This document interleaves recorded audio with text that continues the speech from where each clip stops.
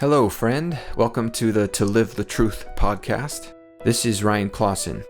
In this show, we'll be sitting down to discuss and dive a little deeper into the concepts in my book, To Live the Truth, which you can read for free, if you haven't already, at ryantclawson.com/tolivethetruth.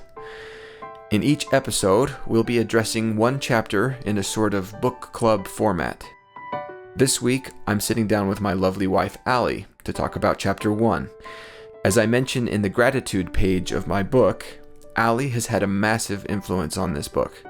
In our marriage, we've enjoyed countless conversations about big, vital ideas, and we thought we'd invite you to be a part of some of these discussions. So, welcome to our home. I hope you enjoy this episode as we discuss Chapter 1, Truth. When maybe you remember we went to dinner a few years ago at the old spaghetti factory, and I was reading Ben Franklin's autobiography at that time. And I don't even remember what the idea was, but I just shared some idea that I got from that book. And then you said, well, that actually lines up with something I've been reading from Charlotte Mason. And that was a big moment for me of kind of revealing to me this concept of the tree. That was, I don't know, I feel like that was a moment that was one of the first clues to the concept of the tree of truth, right? That here you were reading something that felt totally separated from what I was reading. And yet they touched on similar ideas. You know what I mean? And that to me, that felt like a little glimpse into these two separate leaves, but they're connected through that network of branches. You know what I mean? Yeah. Anyway, so just conversations like that is what I'm hoping for, but no pressure. It's fine. We're just going to talk. Okay. So did anything stand out to you while reading that chapter? Obviously, it's not the first time you've read it, but... Right. It was just a good refresher on it. I was thinking, you mentioned the cave and the shadows on the cave. Mm-hmm. I feel like that's something that we talk about a lot. Mm-hmm. But I wonder, do you discuss that further in the book, or is that something that maybe you'd want to share? I don't talk about it more in the book, and that is something I would like to share. I'm thinking about sharing it more in the second chapter. Okay. So maybe we'll talk about it there. Okay. Honestly, I feel like our best strategy here would be just to go over the summary and just talk about it, right? Mm-hmm. In this chapter, I basically introduce 3 attributes of eternal truth, right? And the first 3 are kind of more obvious and more common knowledge, although it's becoming less common knowledge or less commonly accepted, right? But those first 3 traits are that truth is 1, eternal, meaning that it has existed and will exist forever.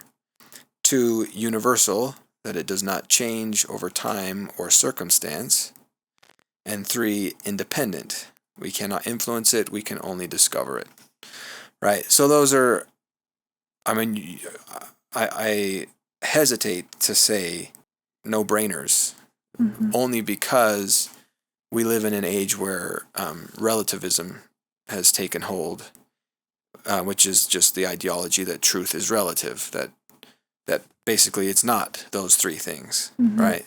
That truth, because it is intangible and invisible, must not be real, and so therefore it can take a different shape for you as it does for me. That's how we justify disagreements nowadays, right? If somebody disagrees with you, the temptation is either to get upset and get angry and say, I'm right and you're wrong, you just need to come to my way of thinking. So relativism makes that smoother, because it's oh, well, I can be right and you can completely disagree with me and be equally right, because truth is relative.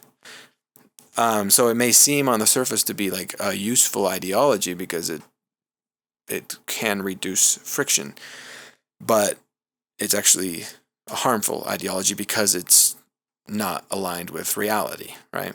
Mm-hmm. I feel like, I don't know, just reading that, just about truth, it's exciting. Like, it makes me feel like there's so much to be discovered. It's almost like this process that's going to take a lifetime. Yeah, and that's kind of the point of it, is just this recognition that, and I talk about this more in the next chapter, but this third option that I would introduce that helps to deal with disagreements is to view truth in its actual real state, which is rigid, independent, and universal and eternal.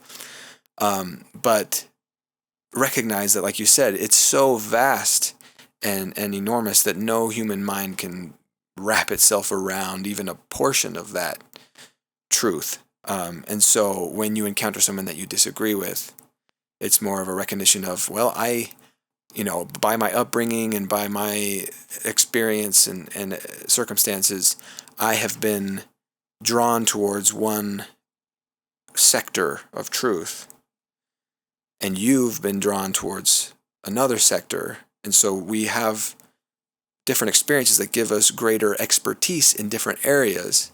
But because of the very fact that we haven't got it all figured out, it's possible for us to be equally rooted in truth. But it's important to recognize that that truth is a solid, immovable entity that we are just working together trying to discover, right? Rather than working against each other trying to prove that the other one hasn't got it figured out as well as we have, But that's for the next chapter, right? And so then I introduce three other characteristics which are less well known or less frequently discussed. And to illustrate these, I introduce the image of the tree of truth, right? To demonstrate that truth is, one, connected, that all facets of truth are related and stem from a single original source, like branches from a tree. 5, largely hidden, that much of truth hides behind the physical world, the leaves and fruit.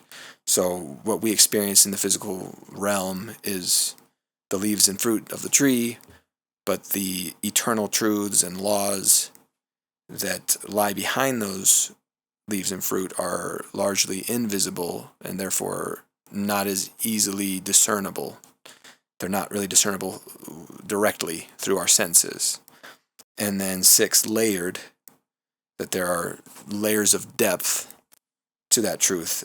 Evidences are the leaves and fruit, while the branches are laws and profound truth. So evidence is just a name that I give for the physical objects and occurrences that we see and perceive with our senses, right? Yeah, so, I don't know, what are your thoughts on the tree of truth? I've wanted you in the past to explain or give examples of like what would be the laws and deeper truth, the branches, I guess, versus the leaves. Right. So you would like to hear kind of distinguishing laws from leaves, what you're saying. Okay. Okay. So what comes to mind is something from Plato. It's not the allegory of the cave, but it ties in with the allegory of the cave. And you and I haven't talked about this as much, but I think it's useful. We call it the image of the divided line. Have I talked about this with you before? I don't think so. So it's kind of it's kind of complicated. It's also really beautiful and simple, but he presents this image where basically he says to draw a line. So here's the line. And then he says to divide it into two this way. And on the bottom we have the visible realm, and then on the top we have the intelligible realm or the invisible realm, right? And then he says that traveling upwards gives us deeper access to truth. So at the very bottom of the visible realm, we have what he calls images, and shadows and reflections. So he says, he says, I mean by images, first shadows, then appearances produced in water and in all close-grained, smooth, bright things and everything of the sort. So basically he's saying paintings, reflections, shadows. They are like at the very bottom of reality, but they are perceptible to the senses, right? Then he says, above that we have things.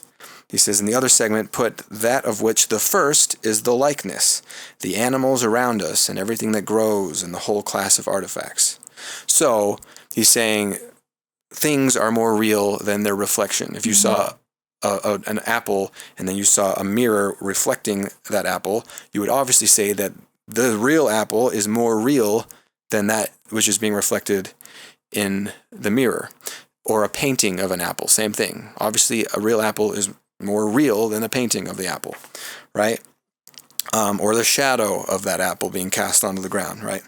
Okay, then we enter into the intelligible or invisible realm, in which there are mathematical objects.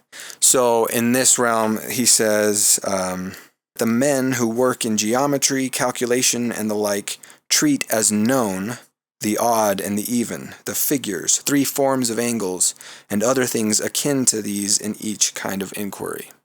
So this is about like geometry and math. These are things that don't actually really exist in the physical realm, right? Like the number 1 is an abstract concept. It's not real. Like you can't find 1 in reality. It's our intellect that assigns something a number, right? I mean, we didn't even discover or develop the concept of 0 until after Christ. I'm pretty sure. I can't remember exactly when it was, but it's a relatively new concept for human beings, the concept of 0. Anyway, just super interesting. And then the concept of geometry, a circle is an abstract concept where every point is the equidistance from the center of the circle, right? Or an isosceles triangle where each of the 3 angles are equal. These are all geometrical objects, but notwithstanding them being not actual in existence in the physical realm, they are more real than the objects themselves, according to Plato. At the very top are forms or ideas, which are just, again, abstract concepts, but are not quite as concrete as the mathematical objects, but are fundamental ideas nonetheless, right? And they are a little bit more slippery, but according to Plato, they are like the foundation blocks of reality, right? And I would equate them with like profound truths in the tree of truth, if that makes sense. So yeah, they draw nearer to that central trunk, but they are more general and more slippery than like mathematical objects, right? I don't know. Does that make sense? Yeah. I think it's cool seeing that, like, you would think that things like actual objects would be the top, like the most truth, because you're like looking at it, it's an actual thing. Right. But it's crazy that that's like at the lower section of truth. And I feel like a lot of us put our trust in things because we can see it and we understand it. And what else is crazy is I feel like the other truths, well, I mean, it's obvious, like God has given us those truths. Like they're here on the earth, they're a part of our existence and our reality, but we can't see them. I don't know, like that's like the one thing that wasn't just placed in front of us. We have to discover it and work for it. I don't know. It's just a cool idea. And it goes back to my other idea that's exciting, that we're put on this earth and we kind of like what we have stops halfway on that list. And the other part is like for us to just learn and discover. I like that a lot. And that it is true that,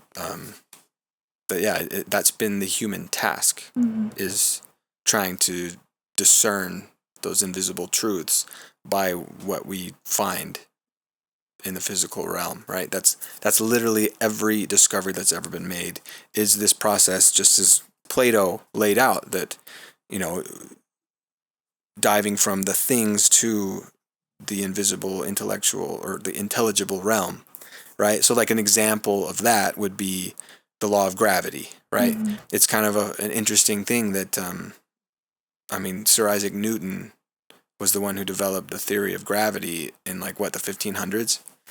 So like for a long part of human history, people just took for granted that things fell, that just, and I wonder, like, the first time that he introduced this idea, when he showed curiosity and like, but why do things fall? I wonder, like, if people laughed at him, like, Isaac, like, everybody knows this. This is how it's always been. Things just fall, Mm-hmm.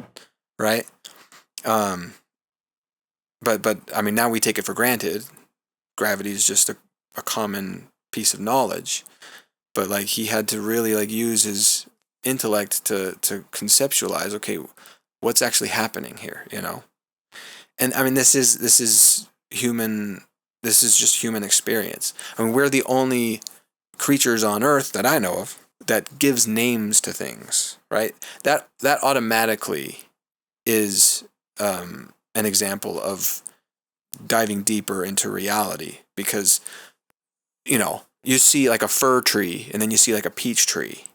They're very different, especially during the winter time, right? One is still covered in green spines. The other one looks dead. But even in the summertime, the leaves are totally different. It produces different fruit. There are some similarities there, right? We've got the trunk, we've got branches. But they're so different that, what makes us categorize them?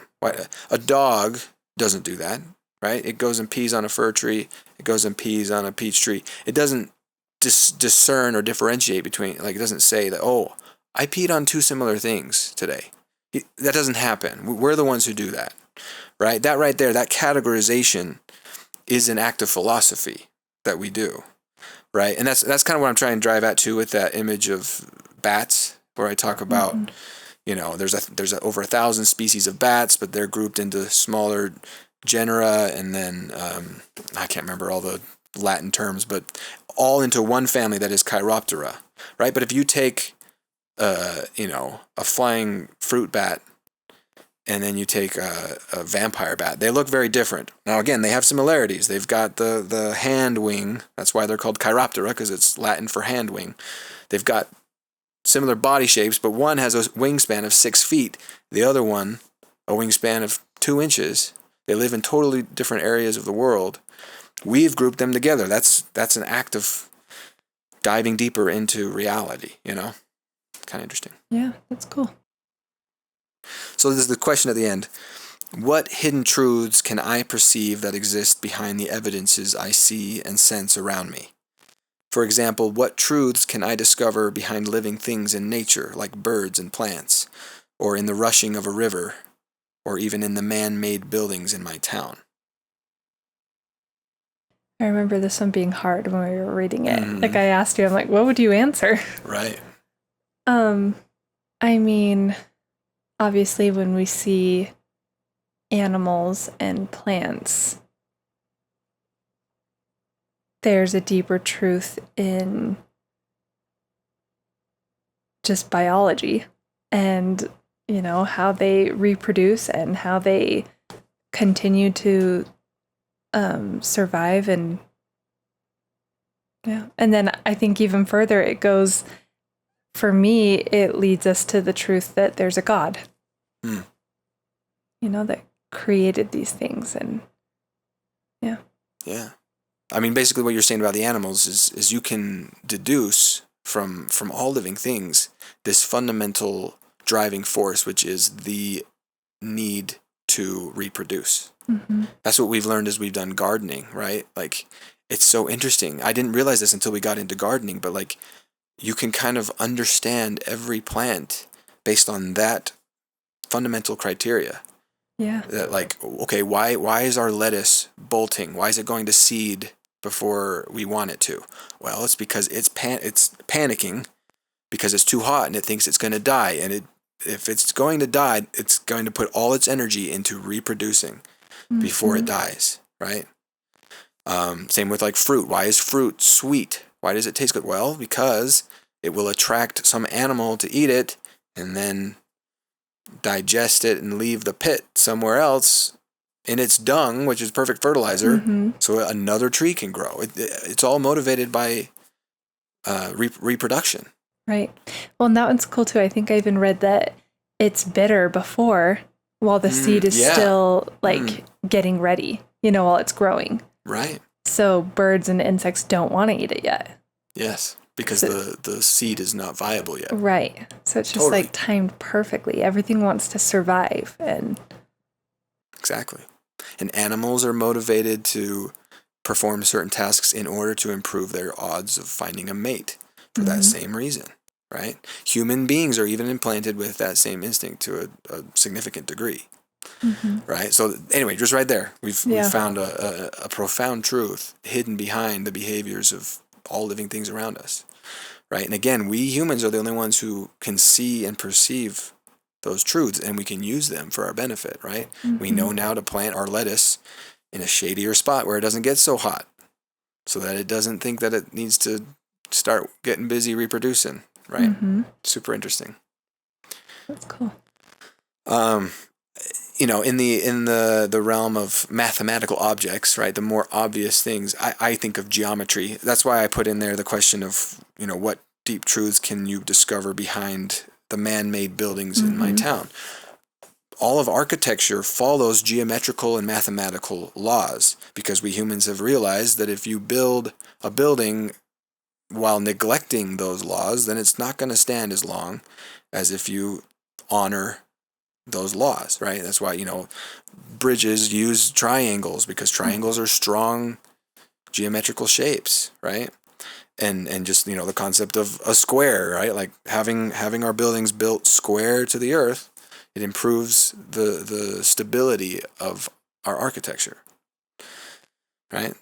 Just another more obvious example of those invisible truths hidden behind things, right? Yeah. Pretty cool. It is cool. Well, cool. Anything else you want to share about this? No, I don't think so. Okay. Well, that was super fun. That was fun. Thanks for joining me. I know it's it was a long travel for you to get here. Down the stairs. Well, to get the kids in bed and then find time to cozy up next to the fire. It's kind of fun. Well, thank you. Yeah, thanks. Thank you for joining us in this conversation on the Tree of Truth and Plato's image of the divided line. I hope you've enjoyed it. Additional resources, including diagrams of the images we discussed in this episode, can be found on my website at ryantclawson.com. If you have any questions or comments, please leave them in the comments section, and we will address them in a future episode. Also, please consider rating, reviewing, and subscribing to this podcast. That makes us easier to find. In the next episode, we'll dive into Chapter 2, Why is Truth Important?, and discuss why this all matters. In the meantime, I wish you peace and success, and I hope you can join me next week.